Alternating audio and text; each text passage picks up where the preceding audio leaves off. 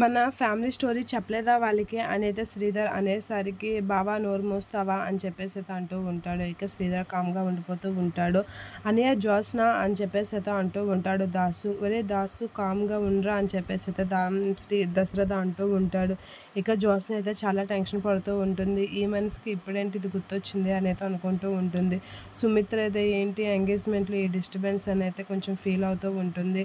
దాసు అది కాదురా, నాన్న నిన్ను బయటనే ఉండమన్నాడు, ఎంగేజ్మెంట్ అయిపోయిన తర్వాత లోపలికి వద్దు పదరా అని చెప్పేసి అయితే అంటూ ఉంటాడు. అది కాదన్నయ్య జ్యోత్స్న అని అయితే అంటూ ఉంటాడు. అదేరా జ్యోత్స్నకే ఎంగేజ్మెంట్ అవుతుంది, నాకు తెలుసు, నువ్వు పదరా బయటికి అని చెప్పేసి అయితే అంటూ ఉంటాడు దశరథ. అలా అనేసరికి నాన్న పద అని చెప్పేసి అయితే కాశీ బయటికి పిలుస్తూ ఉంటాడు. అయినా దాసు అది కాదురా అని చెప్పేసి అయితే ఏదో చెప్పబోతూ ఉంటాడు.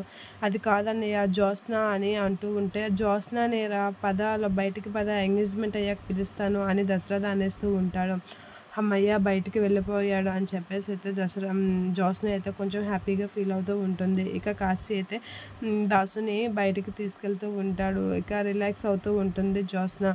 అలా కాశీ బయటికి తీసుకెళ్లేసరికి దశరథ్ అయితే కొంచెం ఫీల్ అవుతూ ఉంటాడు. ఎప్పుడు గతం గుర్తొస్తుందా అని అయితే టెన్షన్ వెయిట్ చేశాను కానీ అని చెప్పేసి అయితే టెన్షన్ పడుతూ ఉంటాడు. ఇక ఊరట తీసుకుంటూ ఉంటుంది జ్యోత్స్న. ఇక నాకు ఏ అడ్డుకు లేదు అని చెప్పేసి అయితే అనుకుంటూ ఉంటుంది. మా డాడీకి ఏదో సంథింగ్ తెలుసు అని అయితే అనుకుంటూ ఉంటుంది. ఇక దశరథ్ అయితే కరెక్ట్గా నిజం చెప్పిన టైంలో వినలేని పరిస్థితుల్లో నేను ఉన్నాను, ఏంటి నాకు ఈ కర్మ అని చెప్పేసి అయితే అనుకుంటూ ఉంటాడు. జ్యోత్స్న గురించి ఏదైనా నిజం బయట పెడితే ఇక్కడ పెళ్ళి ఆగిపోతుంది అని చెప్పేసి అయితే అనుకుంటూ ఉంటాడు.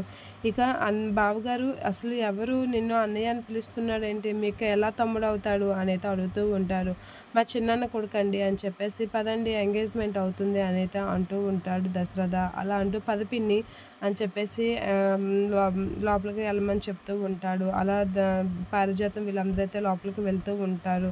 ఇక గౌతమ్ వాళ్ళ నాన్నకైతే కొంచెం డౌట్గానే ఉంటుంది దశరథ వాళ్ళ ఫ్యామిలీ విషయాల గురించి.